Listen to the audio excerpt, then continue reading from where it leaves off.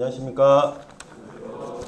오늘 데살로니가전서 3장 5절부터 13절까지 말씀을 살펴보기를 원합니다.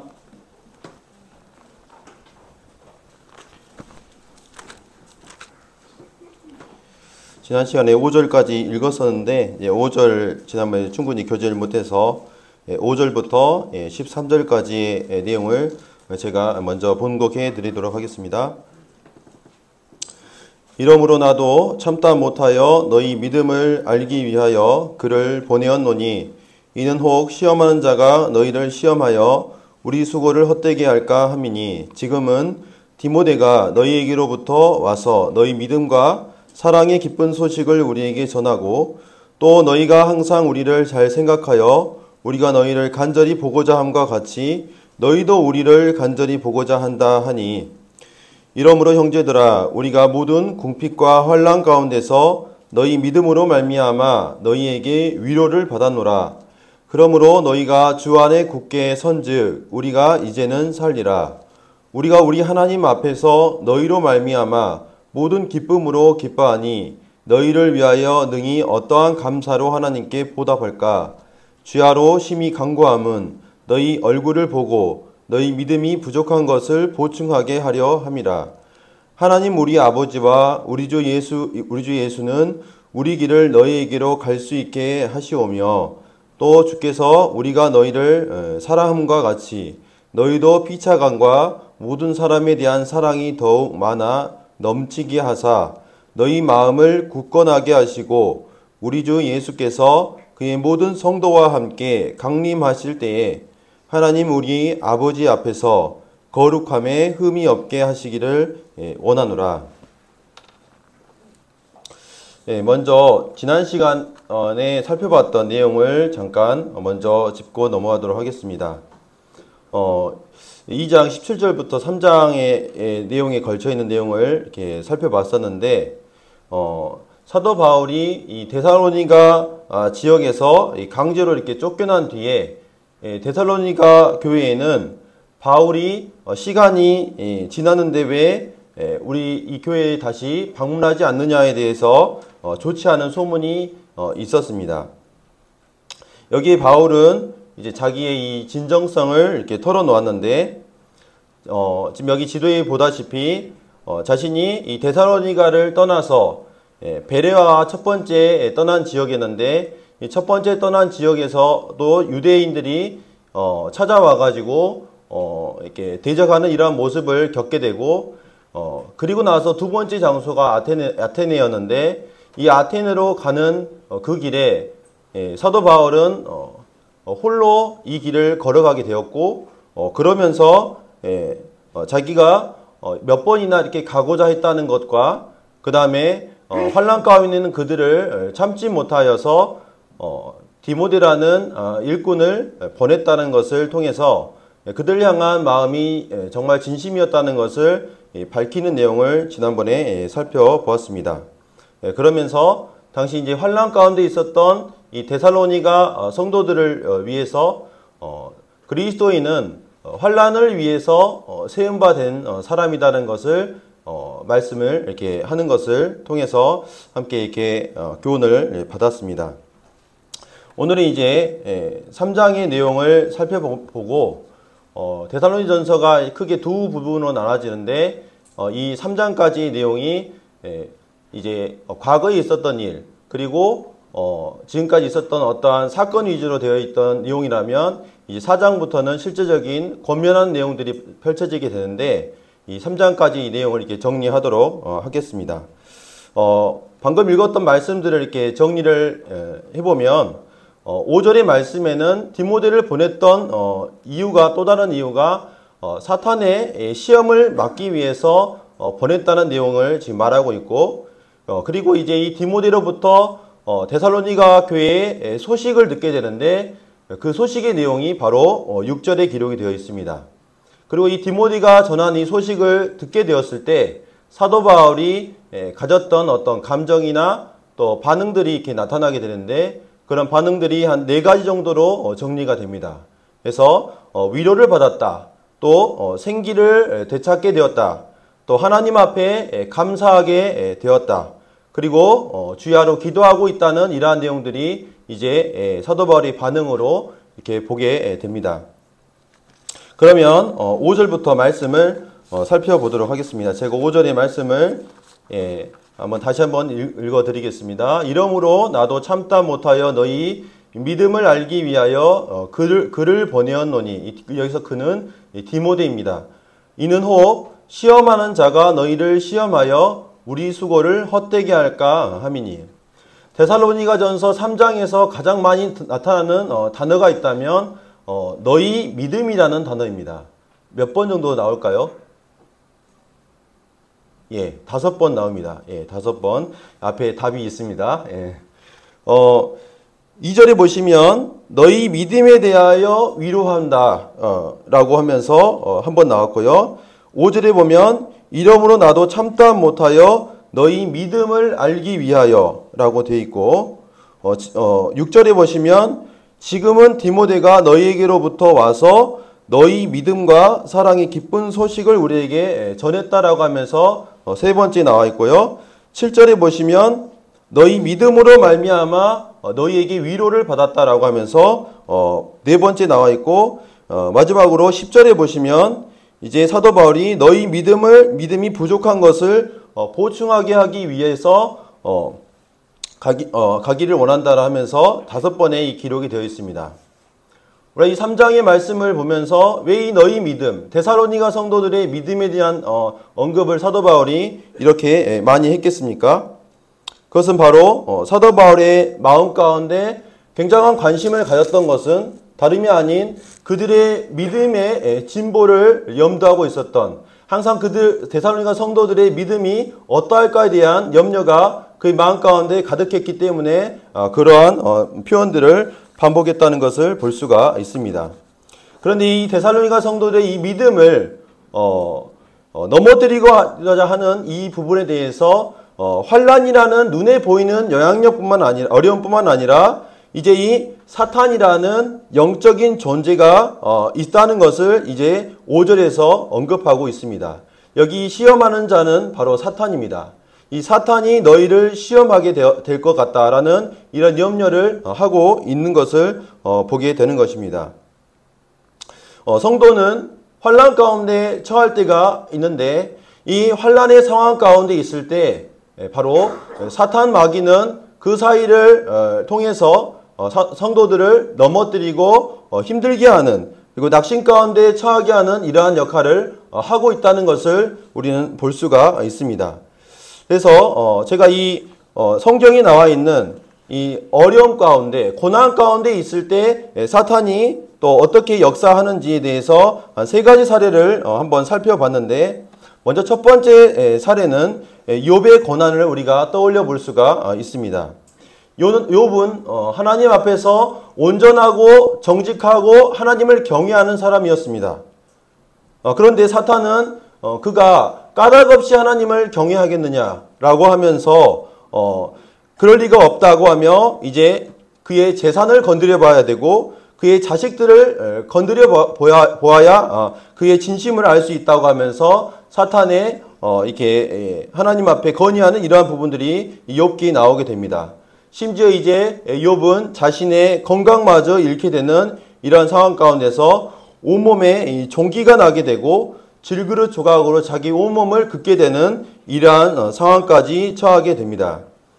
이때 이 나타나는 인물이 바로 욥의 아내입니다. 이 욥의 아내가 욥기 2장 9절에 보시면 당신이 그래도 자기의 온전함을 굳게 지키느냐 하나님을 욕하고 죽으라 라고 거의 저주에 가까운 말을 하면서 하나님을 더 이상 온전하게 그분을 경외할 이유가 뭐가 있느냐, 하나님을 욕해버려라고 하며 하는 것을 볼 수가 있습니다.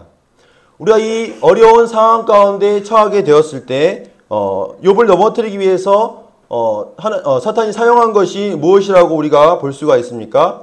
그것은 바로 우리의 가장 가까운 사람을 통해서, 그 고난을 지켜보는 그 사람을 통해서 낙심을 하게 하고 하나님을 떠나버리게 하는 이와 같은 일을 하고 있다는 것을 알 수가 있는 것입니다. 두 번째 사례는 광야길을 걷고 있던 이스라엘 백성들의 상황이었습니다. 얼마 전에 우리 광록인재님이 이렇게 그 이스라엘 다녀오셔가지고 유대 광야에 대해서 이렇게 잘 설명을 해주셨는데, 이 유대 광야는 성경에 크고 두려운 곳이라고 말하고 있습니다. 이 광야는 주변이 넓은 벌판으로 풀도 별로 보이지 않고, 낮에는 굉장히 덥고 밤에는 굉장히 추운, 그리고 언제 짐승들의 습격을 받을지 모르는 이러한 곳이 바로 이 광야의 길이었습니다. 이 이스라엘 백성들은 이 광야길을 40년을 걷게 되었는데, 민수기 11장을 보시게 되면 이런 길을 가는 가운데 이스라엘 백성들은 굉장히 힘들어서 하나님을 원망했다고 말하고 있습니다. 근데 그들 가운데 어떠한 사람이 있었냐면 섞여 사는 다른 인종들이 함께 있었다고 성경은 말하고 있습니다. 그들이 조금 전에 하나님 앞에 원망을 하여서 불사름을, 이 테두리가 진영의 테두리가 불사름되는 이러한 상황들을 겪으면서 그들은 하나님 앞에 정신을 차렸던 이런 상황이었는데 불구하고, 이 섞여 사는 다른 인종들로 인해서 다시 원망을 하게 되는데, 그 내용을 제가 말씀드리겠습니다. 누가 우리에게 고기를 주어 먹게 하랴.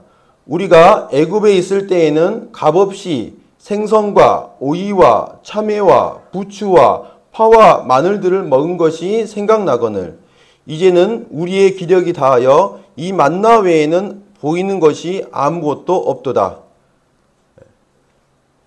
그동안 계속해서 공급되었던 이 만나 외에는 먹을 것이 없다고 불평을 늘어놓는 것이었습니다.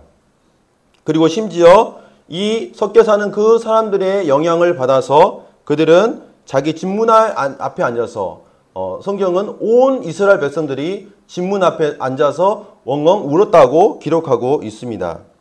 우리 이 땅 가운데서 살아가면서 우리가 하나님을 믿지 않는 사람들과 이렇게 영향을 받게 되는 것을 볼 수가 있습니다. 그들이 말하는 말과 그들이 하는 행동들을 통해서 그들의 어떤 가치관의 영향을 받게 되는 것입니다.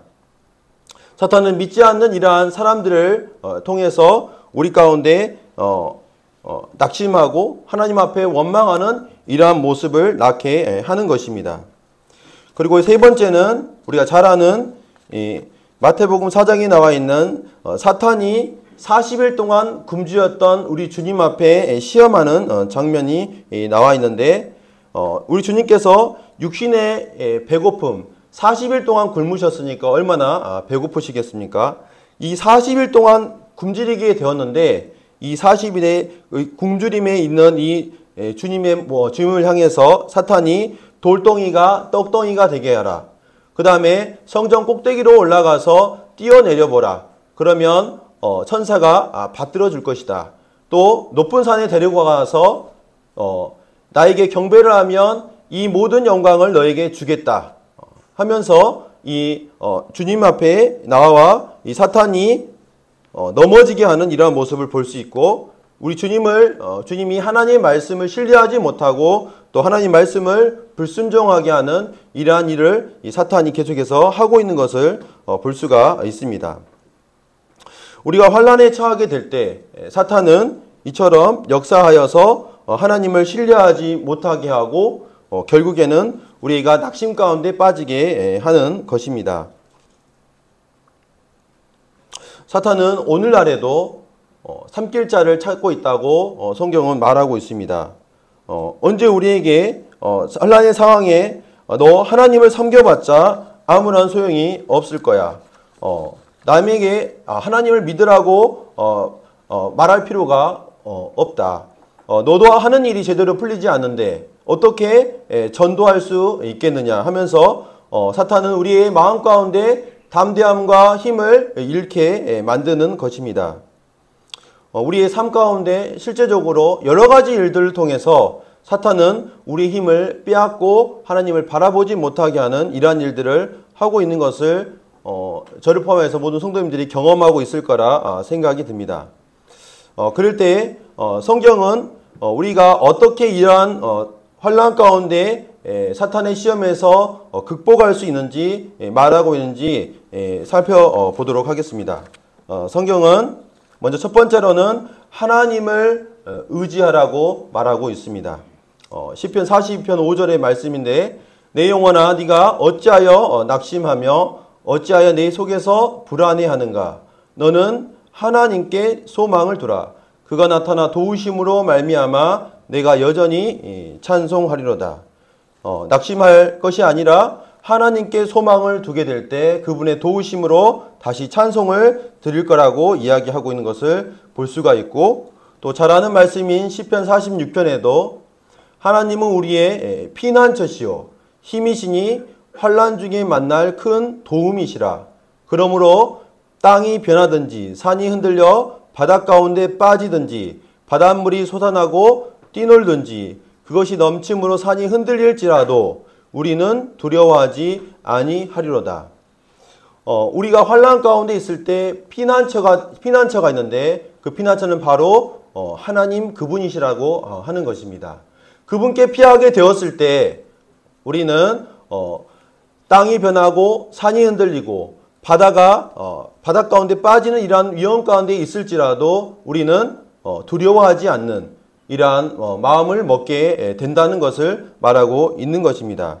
두 번째로는 시편에 또 이런 말씀이 있습니다. 이 말씀은 나의 고난 중에 위로라. 주의 말씀이 나를 살리셨기 때문이니이다. 두 번째, 우리가 환난 가운데 있을 때 사탄의 시험으로부터 이길 수 있는 것은 바로 하나님의 말씀을 붙드는 것이었습니다. 여기 보면은 이 말씀이 나의 고난 중에 위로가 되었다라고 또 나를 살렸다고 말씀하고 있는 것을 보게 됩니다. 또 시편 119편 92절에 보면은 주의 법이 나의 즐거움이 되지 아니하였더라면 내가 내 고난 중에 멸망하였으리다 라고 말하고 있습니다. 저의 이제 경험을 이렇게 말씀을 드리면, 제가 이제 임용고시를 4번을 보고 합격을 했습니다. 근데 3번째 떨어지는데 시험이라는 것이 그렇더라고요. 1번 떨어지고 2번 떨어지고 3번 떨어질 때 어떤 마음이 드냐면, 지난번에 떨어졌으니까 이번에 떨어져도 별로 똑같네 하면서 마음이 점점 둔해지는 게 아니라 1번 떨어지고 2번 떨어지고 3번 떨어질 때마다 더 큰 낙심이 찾아오더라고요. 그래서 이제 그 4번째 시험을 볼 때 제 친구들은 모두 다 이제 결혼도 하고 또 아이까지 낳는 이런 상황 가운데 저는 혼자 이제 공부하고 있는 이런 상황이었습니다. 그때 이제 제 마음은 모든 면에서 친구들과 도태된 이러한 느낌으로 살게 되었는데, 이제 하루는 이제 아침에 경건의 시간을 갖게 되면서 주님께서 이제 로마서 8장 28절의 말씀을 이렇게 떠올리게 하셨습니다. 그러면서 이제 이미 합격해서 결혼해가지고 애도 낳아가지고 잘 살고 있는 형제에게 제가 전화를 이렇게 걸었습니다.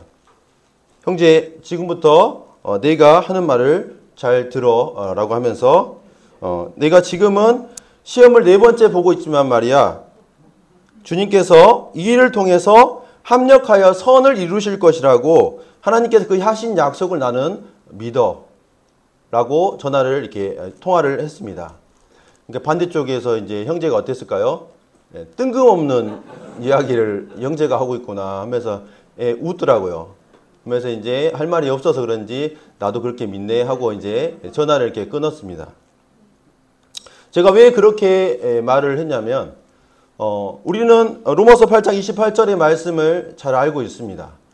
그런데 제 마음 가운데 이 말씀을 정말 신뢰하고 믿는다는 것을 사람들 앞에 이야기할 때 그것을 정말 붙을 수 있다는 이런 마음이 있었어요.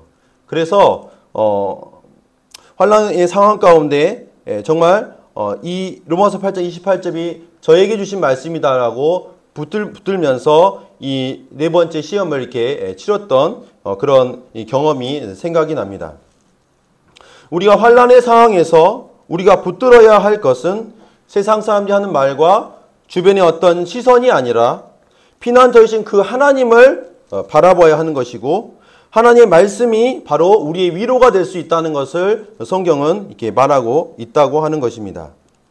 그래서 이 환난에 대해서 이제 제가 이 정도로 말씀을 줄이도록 하고요. 이제 6절의 말씀을 보도록 하시겠습니다. 이제 6절의 말씀은 디모데가 가져온 데살로니가 성도들의 소식이 되겠습니다. 지금은 디모데가 너희에게로부터 와서 너희 믿음과 사랑의 기쁜 소식을 우리에게 전하고 또 너희가 항상 우리를 잘 생각하여 우리가 너희를 간절히 보고자 함과 같이 너희도 우리를 간절히 보고자 한다 하니, 이 소식을 잘 보시면 디모데가 전해준 소식에 두 가지가 있는데, 첫 번째는 그 데살로니가 성도들의 믿음에 대한, 믿음과 사랑에 대한 소식이 있었고, 두 번째는 그들이 바울 일행을 잘 생각해서 간절히 보고자 한다는 이 두 가지 소식으로 나눌 수가 있습니다. 첫 번째 이 믿음과 사랑에 대한 기쁜 소식은 우리가 데살로니가 1장에서 살펴본 것처럼 그들이 환난 가운데 있었지만 성령의 기쁨으로 말씀을 받음으로 믿는 자들의 본이 되었다. 그리고 마게도냐, 아가야의 주변 사람들에게 복음을 증거할 정도의 믿음을 소유했다는 것을 볼 수가 있습니다. 또 그들이 환난 상황이었지만 우리가 어려움에 처하게 될 때 어떻습니까? 오히려 마음이 움츠러들고 또 자기의 가족들과 또 내 삶에 급급한 것이 사실 우리 인간의 연약함인데, 그들 가운데 있었던 모습은 이런 이기적인 모습이 아니라 서로 사랑하고 희생을 실천하며 삶을 살았다는 것을 우리는 그 소식을 듣게 되었다는 것입니다.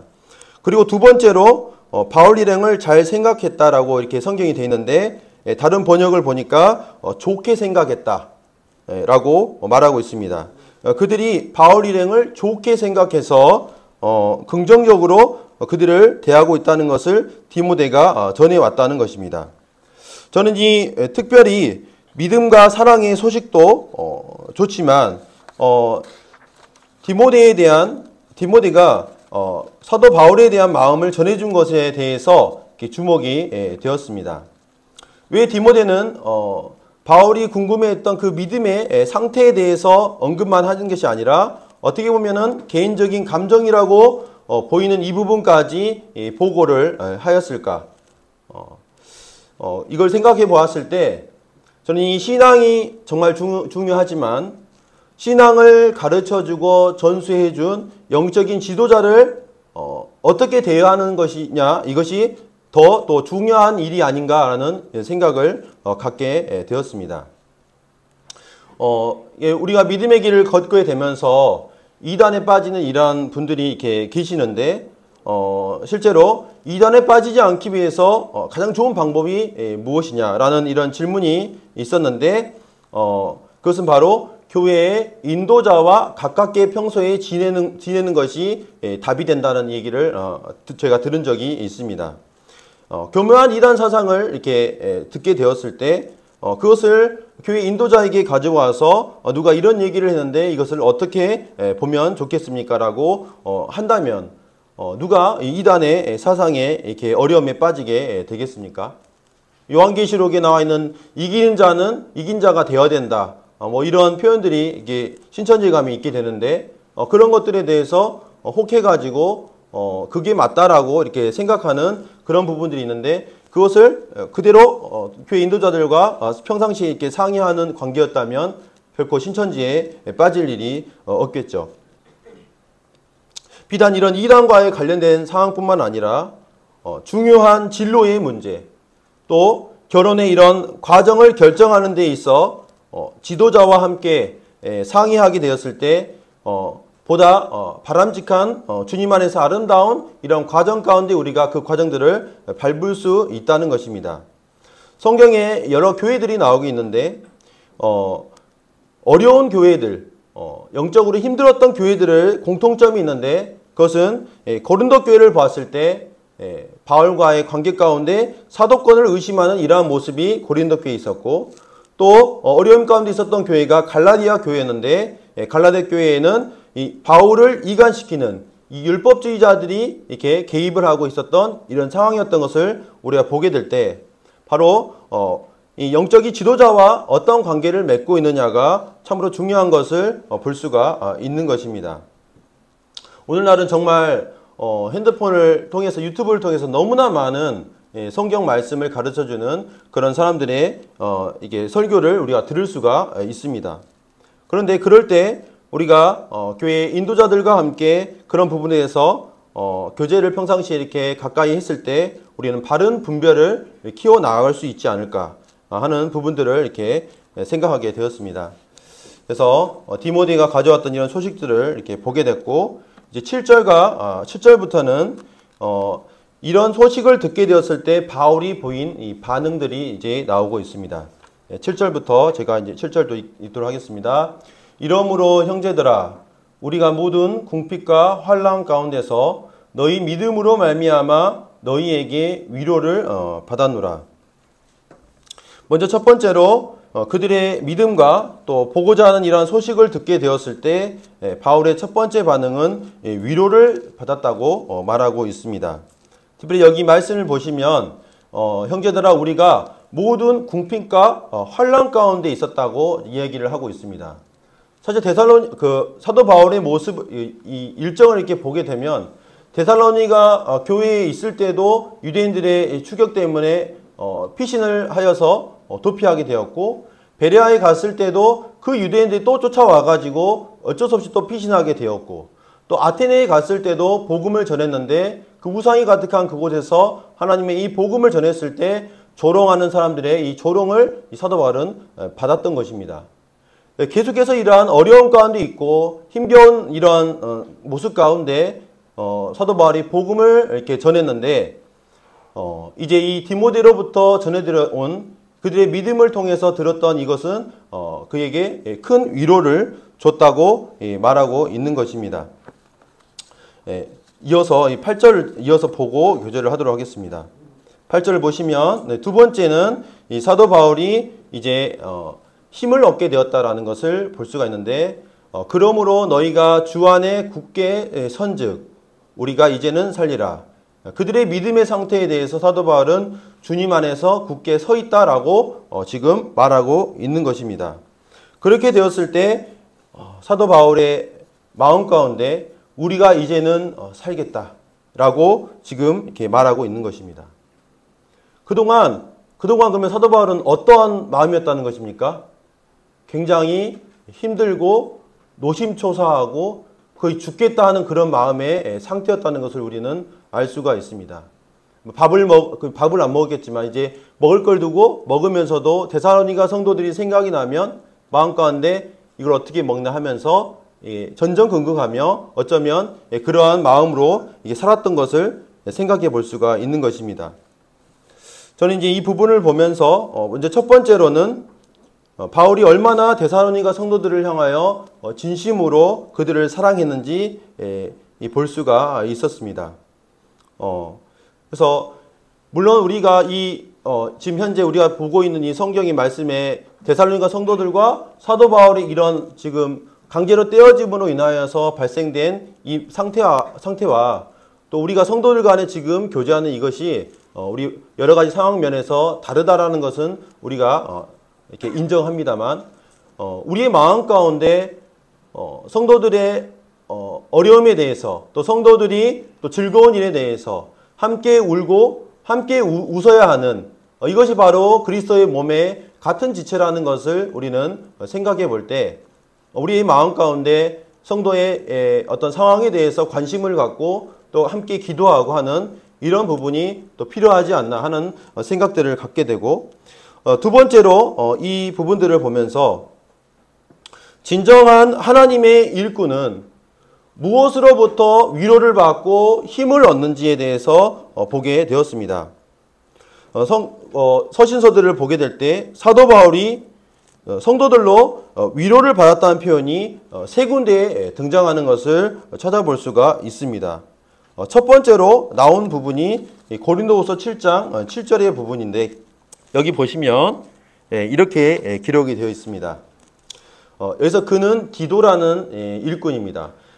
그가 온 것뿐 아니요 오직 그가 너희에게서 받은 그 위로로 위로하고 너희의 사모함과 애통함과 나를 위하여 열심히 있는 것을 우리에게 보고함으로 나를 더욱 기쁘게 하였느니라.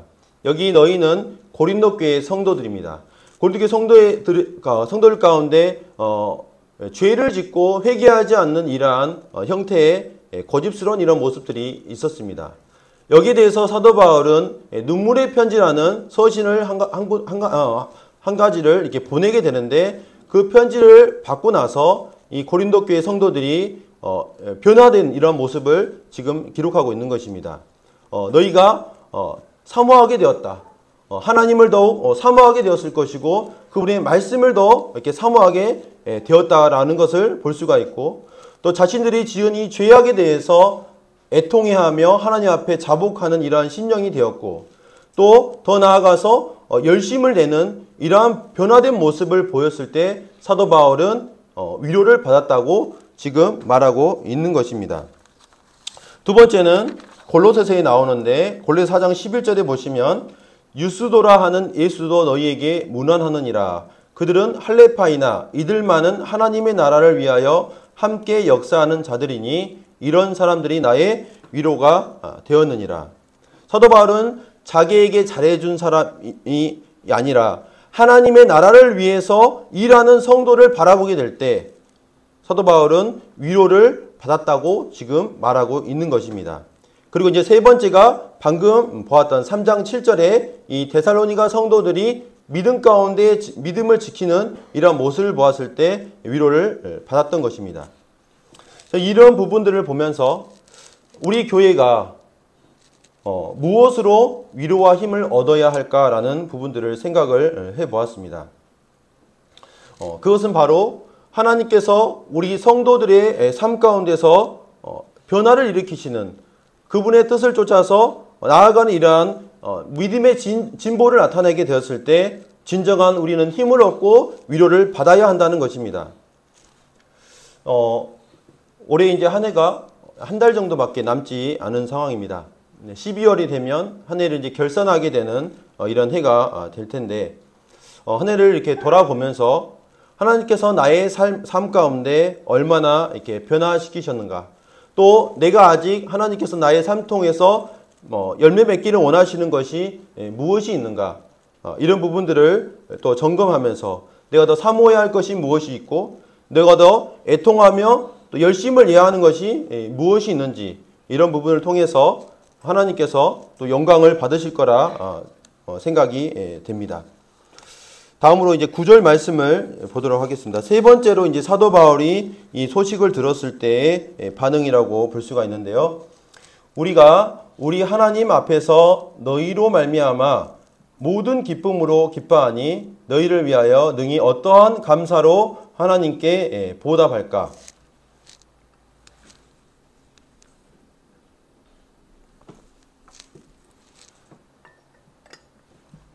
저는 이 9절의 말씀에서 사도 바울이 보였던 이 반응 가운데 반응을 보이는 이 단어가 어떤 단어일까라는 부분을 이렇게 보았을 때 우리 하나님 앞에서, 그리고 하나님께라는 이 단어가 바로 사도 바울이 보인 반응의 키포인트라고 생각이 듭니다. 바울은 이 데살로니가 성도들의 믿음의 소식을 들었을 때 자신이 위로를 얻고 또 힘을 얻게 되는 것뿐만 아니라 더 나아가서 이제 이것을 하나님 앞에 영광을 돌리고 있는 것을 볼 수가 있습니다. 데살로니가 성도들이 믿음 가운데 살 수 있었던 그 이유가 바로 무엇이냐면 자기가 그들 가운데 있었던 어떤 노력이나 그런 거 있었던 것이 아니라 이 모든 것을 이루신 분은 바로 하나님 그분이시라고 지금 고백을 하고 있는 것입니다. 최근에 이제 제가 읽었던 이 책 가운데 하나님의 열심이라는 책이 있습니다. 책이 두껍긴 하지만 내용이 어렵지는 않습니다. 이 내용을 이제 간략하게 제가 설명을 해드리면 이 책의 제목에서 말하는 것처럼 우리가 소위 그 믿음의 위인이라고 말하는 아브라함, 또 야곱, 요셉, 또 모세, 욥, 이러한 인물들을 보면서 하나님께서 왜 이런 인물들을 기록하셨는가? 단순히 그들의 위상을 높여서 너희도 이렇게 살아야 한다는 것을 가르쳐 주시기 위해서 이러한 인물들을 하나님께서 기록하게 하셨는가? 그런데 이제 이 책의 저자는 아브라함도 야곱도 요셉도 모두가 한결같이 그들이 어떠한 모습을 드러내려고 성경이 기록한 것이 아니라 하나님의 의지와 하나님의 열심이 이룬 작품의 결과가 바로 그들의 신앙의 모습이라는 것을 밝히고 있었습니다. 그래서 하나님께서는 이러한 신앙의 위인들의 삶 가운데 계속해서 개입하셔서 포기하지 않으시고 그들을 다루심으로 결국에는 하나님께서 원하시는 그 수준의 삶까지 하나님께서 그것을 이끌어 주신 것이라는 것을 밝히고 있는 것이 이 책의 내용이었습니다. 이 책이 이제 뒷면에 나와 있는 내용인데요. 제가 읽어드리면 하나님은 살아계십니다. 근데 그 하나님께서 때로는 잠잠히 설득하시며 때로는 과감히 간섭하셔서 마침내 우리의 구원을 완성해 나가실 것입니다. 여기 구원은 성화를 뜻합니다. 놀랍지 않습니까? 이 감격스러운 외에 아무것도 필요하지 않은 자를 가리켜 예수 믿는 사람이라고 합니다. 계속해서 우리의 삶 가운데 때로는 잠잠하게 그분의 말씀을 통해서 또 때로는 우리의 너무나 고집스러운 부분 때문에 하나님께서 과감하게 우리를 치심으로 이루시는데 결국에는 우리를 그분이 원하시는 수준 가운데 오늘 예배 시작할 때 그 아들의 형상을 본받게 하기 위해서 우리를 정하셨다고 했는데 그 형상까지 이르도록 하나님께서 부르시고 계속해서 간섭하신다. 이것을 이 책에서 말하고 있습니다. 저는 이 책을 이렇게 읽으면서 굉장한 감사가 있었고 부족하기 그지없는 저의 이 삶 가운데 정말 하나님께서 일하고 계심을 보면서 저를 얼마나 변화시킬 수 있으신 분이고 또 우리가 그분의 손안에 들어온 성도라는 것이 얼마나 큰 은혜인지에 대해서 생각하게 되었습니다. 데살로니가 교회 성도들도 굉장히 훌륭합니다. 사도 바울도 굉장히 훌륭합니다. 그렇지만 이 모든 일을 이루신 그분은 바로 하나님 그분이시고 그분께 영광을 돌려드리는 것이 마땅하다는 것을 지금 사도 바울이 말하고 있습니다. 자, 이제 10절부터 13절의 말씀에 이제 사도 바울의 기도가 나오고 있습니다. 제가 10절만 제가 읽도록 하겠습니다. 주야로 심히 간구함은 너희 얼굴을 보고 너희 믿음이 부족한 것을 보충하게 하려 함이라. 10절의 말씀의 내용을 부연 설명한 것이 이제 11절부터 13절까지의 말씀입니다. 그러니까 10절의 말씀을 더 구체적으로 그 기도의 내용이 11절부터 13절까지의 내용이 나와 있습니다. 사도 바울이 평소에 얼마나 기도했을까? 이 말씀을 보고 했을 때 10절을 보게 되면 주야로 심히 간구했다라고 말하는 것을 보면서 아마 이제 밤낮으로 시간을 정해서 사도 바울은 기도했지 않나 이런 생각을 갖게 되는데 이 부분을 통해서 이제 두 가지만 제가 언급하고 말씀을 정리하도록 하겠습니다. 먼저 첫 번째로 이 기도의 내용을 살펴보면은 첫 번째는 너희 얼굴을 보기를 원한다. 보게 해주십시오, 하나님. 사도 바울이 데살로니가 성도들을 만나게 해주십시오.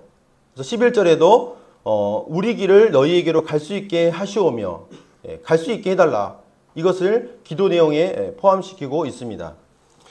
성도님들 이 기도 응답이 얼마나 걸렸을까요? 바로 즉각으로 응답이 되었을까요? 그렇지 않습니다.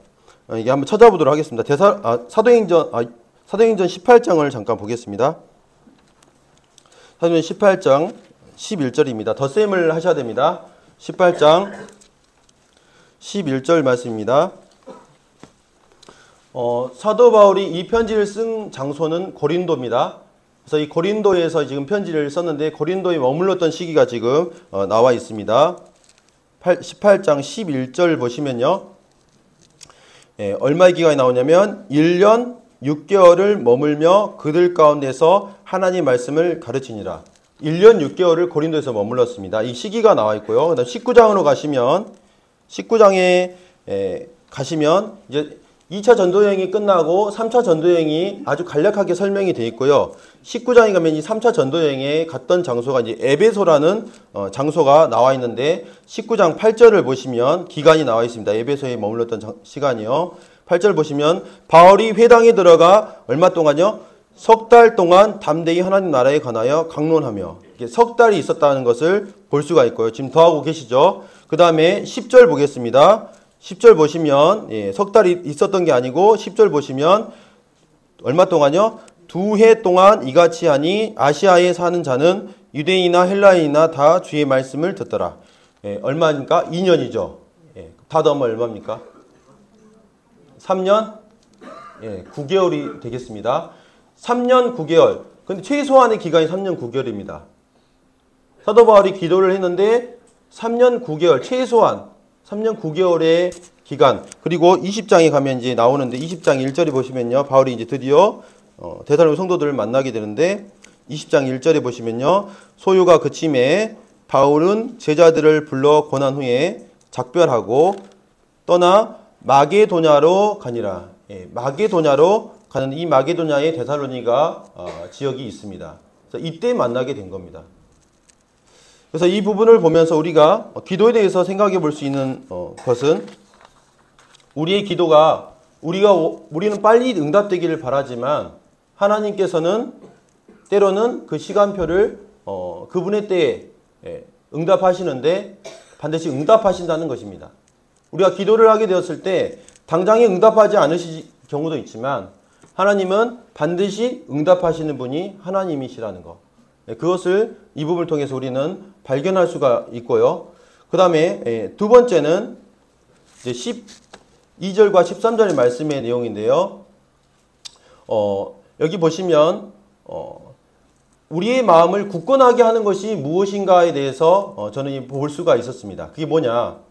또 주께서 우리가 너희를 사람과 같이 너희도 피차감과 모든 사람에 대한 사랑이 더욱 많아 넘치게 하사 너희 마음을 굳건하게 하시고, 우리의 마음을 굳건하게 굳세게 하는 것이 무엇이냐라는 것인데, 그것은 바로 여기 보시면 피차간에 사랑하는 것, 모든 사람을 사랑하는 것, 사랑하는 이 모습 가운데 있을 때 우리 마음이 굳건해진다는 것입니다.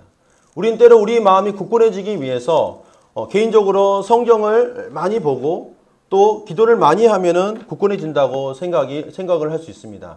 물론 그런 개인적인 시간들이 반드시 필요합니다. 그런데 이 말씀을 비춰볼 때 우리의 마음을 정말 굳건하게 하는 것이 무엇이냐면 성도 간에 서로 사랑의 관계를 갖고 있고 또 믿지 않는 그러한 사람들을 향하여서 우리가 손을 내밀 수 있는 이러한 모습 가운데 있을 때 우리의 마음은 굳세게 되고 굳건하게 된다는 것입니다. 자, 이제 두 구절을 적어놨는데 한 구절만 찾아보겠습니다.